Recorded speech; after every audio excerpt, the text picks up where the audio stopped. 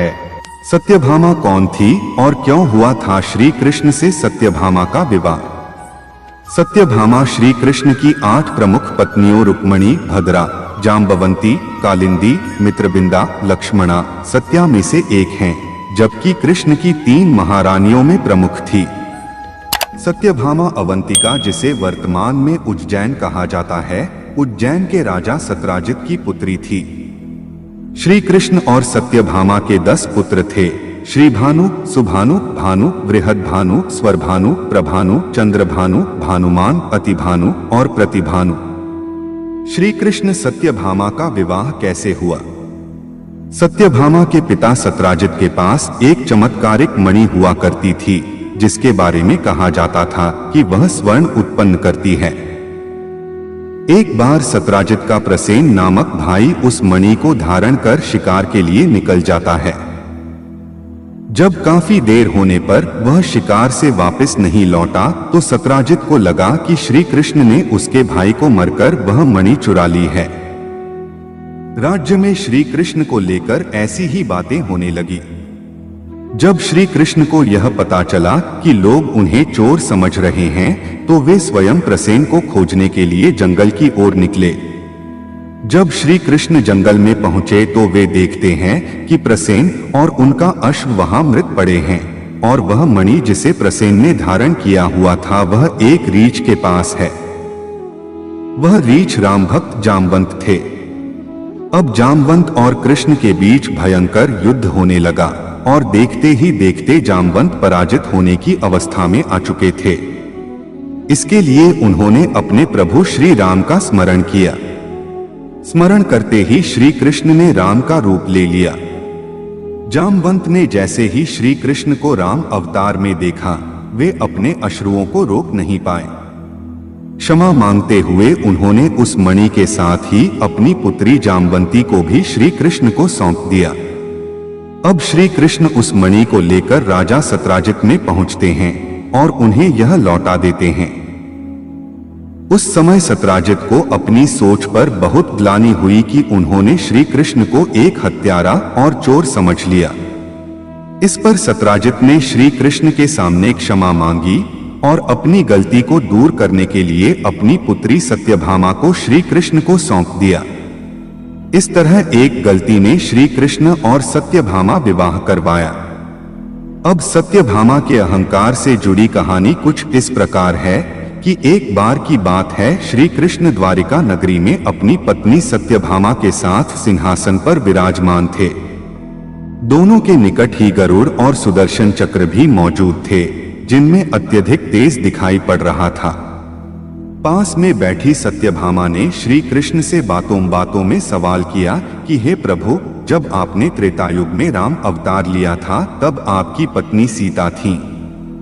क्या वे मुझसे भी अधिक सुंदर थीं? अब श्री कृष्ण सत्यभामा की बातों से यह समझ चुके थे कि उन्हें अपनी सुंदरता का अहंकार हो रहा है।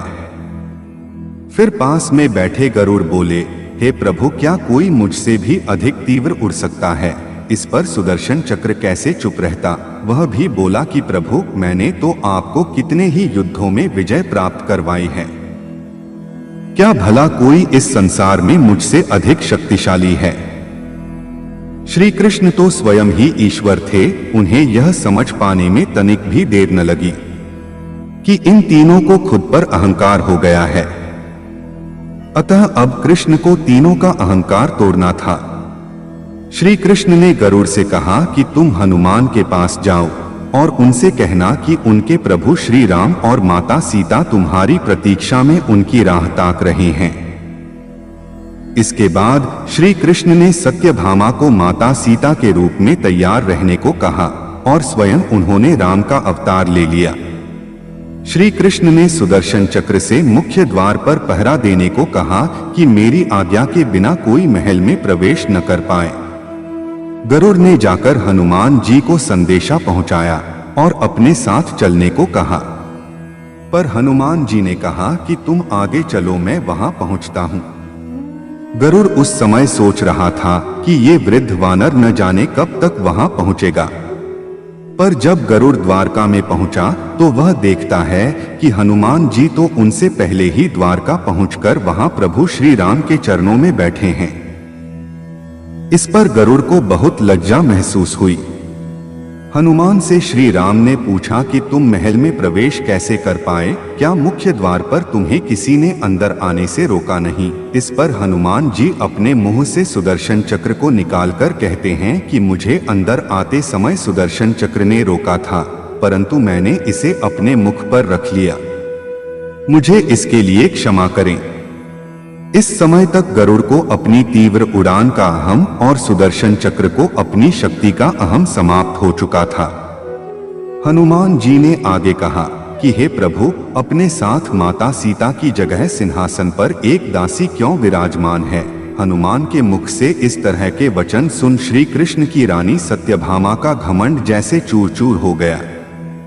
हनुमान ने जब उन्हें सीता माता न समझकर दासी कहा तो अपने सुंदरता पर सत्यभामा का अहंकार अब खत्म हो चुका था। इसके बाद तीनों ही प्रभु की लीला समझ गए और प्रभु के चरणों में झुक गए। सत्यभामा पूर्व जन्म में चंद्र की प्रमुख पत्नियों में शामिल थी, जो अपने पूर्व जन्म में सुधर्मा नामक ब्राह्मण की कन्या थी और उसका नाम गुणवती था। सुधर्मा ब्राह्मण में ने अपनी बेटी का विवाह अपने शिष्य चंद्र से किया था। ब्राह्मण और उनके दामाद चंद्र एक बार जंगल गए थे। तब जंगल के रास्ते में एक राक्षस ने दोनों को मार डाला और दोनों की मृत्यु के बाद गुणवती को दरिद्रता का सामना करना पड़ा। अपनी दरिद्र अवस्था में गुणवती ने खुद को ठाकुर जी की भक्ति में लीन कर लिया था।